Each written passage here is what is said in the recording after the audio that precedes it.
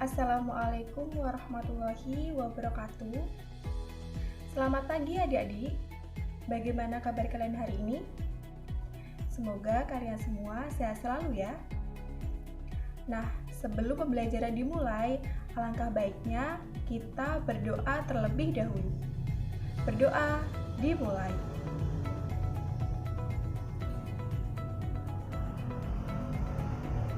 Berdoa selesai. Nah, sebelumnya saya akan memperkenalkan diri terlebih dahulu. Perkenalkan, nama saya Clarida Fisabella dari Program Studi Pendidikan Bahasa dan Sastra Indonesia, Fakultas Keguruan dan Ilmu Pendidikan Universitas Jember. Saat ini, saya melaksanakan program KKPLP atau Kuliah Kerja Pengenalan Lapangan Persekolahan di SMP Negeri 2 Muncar. Jadi, untuk beberapa minggu ke depan, saya akan menemani kalian dalam proses pembelajaran Bahasa Indonesia kelas 9. Nah, hari ini kita akan belajar tentang teks pidato persuasif dengan KD 3.3, yaitu mengidentifikasi gagasan, pikiran, pandangan, arahan, dan pesan dalam teks pidato persuasif tentang permasalahan aktual yang didengar dan dibaca. Dan KD 4.3 yaitu menyimpulkan gagasan, pikiran, pandangan, arahan, dan pesan dalam teks pidato persuasif yang didengar dan dibaca. Nah, setelah kalian mengikuti proses pembelajaran hari ini, kalian diharapkan mampu mengidentifikasi dan menyimpulkan gagasan, pikiran, pandangan, arahan, dan pesan dalam teks pidato persuasif yang didengar dan dibaca. Nah, pasti kalian memiliki cita-cita yang tinggi kan? Jika kalian ingin mencapai cita-cita yang kalian harapkan, jangan lupa untuk selalu bertindak disiplin. Karena tanpa disiplin, cita-cita kalian akan sulit tercapai. Jadi, mulailah melakukan hal-hal kecil sebagai bentuk proses pencapaian suatu cita-cita yang kalian harapkan. Adik-adik, sebelum kita mempelajari lebih lanjut tentang teks pidato persuasif, alangkah baiknya kita ketahui dulu pidato secara umum. Apakah kalian pernah mendengarkan pidato? Saya yakin di antara kalian ada yang pernah mendengarkan sebuah pidato, atau bahkan pernah membacakan teks pidato. Secara tidak langsung, kalian sudah mengerti pidato secara umum. Pidato adalah suatu kegiatan berbicara di depan khalayak ramai untuk menyampaikan pernyataan, gagasan, ide, petunjuk, nasihat dengan susunan kata yang baik. Nah, kemudian sifat-sifat pidato. Sifat-sifat pidato ada 4, yaitu informatif, argumentatif, persuasif, dan rekreatif. Yang pertama, informatif. Berarti pidato yang bertujuan untuk memberi atau menyampaikan informasi kepada pembaca atau pendengar. Yang kedua, argumentatif. Artinya, pidato yang bertujuan untuk meyakinkan pembaca atau pendengar. Yang ketiga, persuasif. Artinya, pidato yang bertujuan menghendaki pembaca atau pendengar untuk melakukan atau meninggalkan perilaku, sikap, atau keyakinan tertentu sesuai dengan harapan pembicara. Dan yang keempat, rekreatif. Artinya, pidato yang tujuan utamanya menyenangkan atau menghibur orang lain. Nah, setelah kalian mengetahui pengertian pidato secara umum dan sifat-sifat pidato, nah, apa sih pengertian dari teks pidato persuasif? Nah, pidato persuasif merupakan salah satu metode pidato yang bersifat mengajak atau membujuk pembaca atau pendengar untuk melakukan hal yang disampaikan oleh pembicara.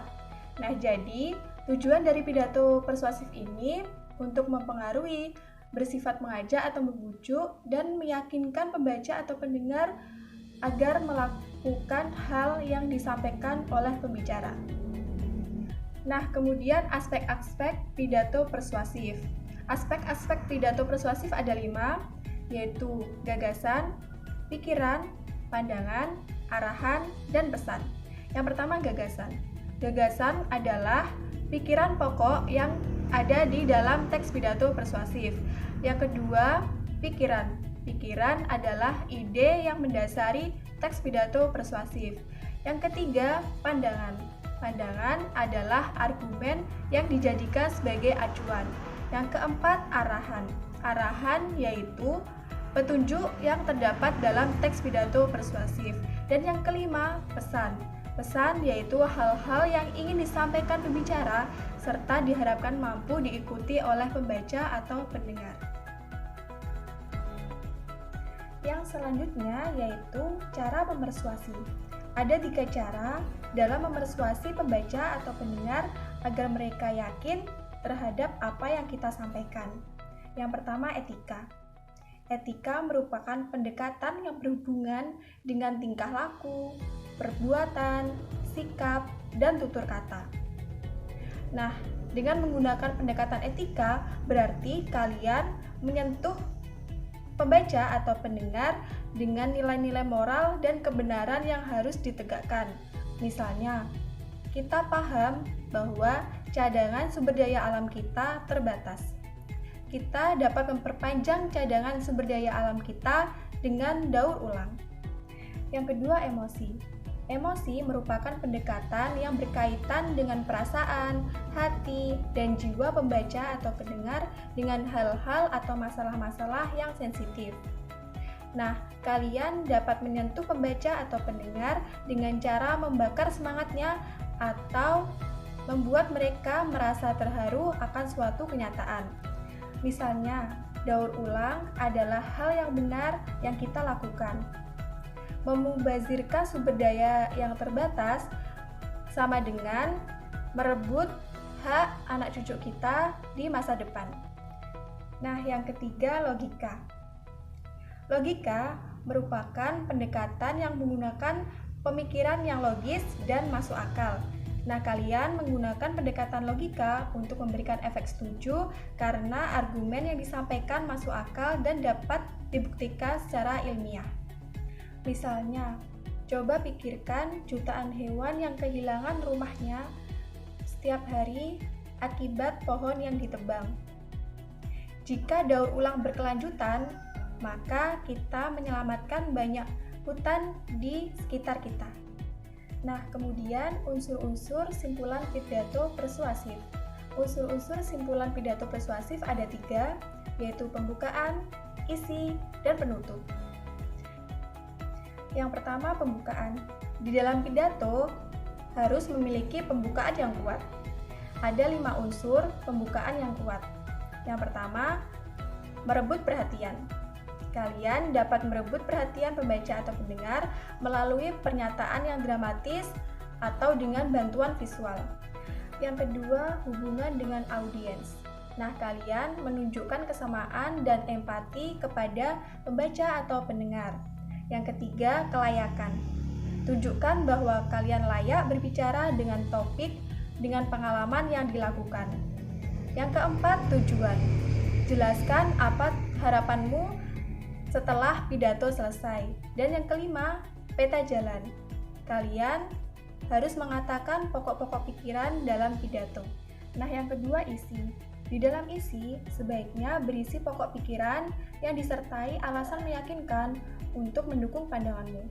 Susunlah secara logis, gunakan sumber terpercaya, contoh yang logis, dan dikenal oleh pembaca atau pendengar. Dan yang ketiga, penutup.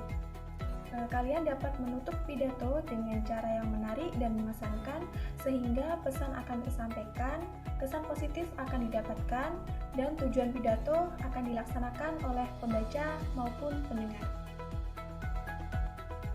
Nah, sebelum kalian menyimpulkan isi pidato persuasif, alangkah baiknya kalian harus mengetahui langkah-langkah menyimpulkan teks pidato persuasif.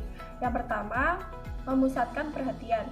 Yang kedua, menyiapkan alat tulis. Yang ketiga, mendengarkan atau membaca pidato persuasif. Yang keempat, mencatat pokok-pokok pidato. Yang kelima, menyimpulkan isi pidato persuasif. Dan yang keenam, menuliskan simpulan pidato persuasif dalam beberapa kalimat. Nah, kemudian aspek-aspek yang perlu diperhatikan dalam menyimpulkan isi pidato persuasif. Aspek-aspek yang perlu diperhatikan ada 3. Yang pertama, simpulan harus memuat pokok isi dari pidato persuasif. Yang kedua, simpulan tidak boleh menyimpang dari isi teks pidato persuasif. Dan yang ketiga, simpulan bukanlah komentar, melainkan ringkasan dari isi teks pidato persuasif. Nah, kesimpulan dari pembelajaran hari ini yaitu pidato persuasif merupakan salah satu metode pidato yang bersifat mengajak atau membujuk pembaca atau pendengar untuk melakukan apa yang disampaikan oleh pembicara. Kemudian aspek-aspek pidato persuasif ada 5, yaitu gagasan, pikiran, pandangan, arahan, dan pesan. Dan yang terakhir yaitu unsur-unsur simpulan pidato persuasif ada 3, yaitu pembukaan, isi, dan menutup. Nah, sekian pembelajaran hari ini, semoga bermanfaat. Jangan lupa belajar, jaga kesehatan. Terima kasih. Wassalamualaikum warahmatullahi wabarakatuh.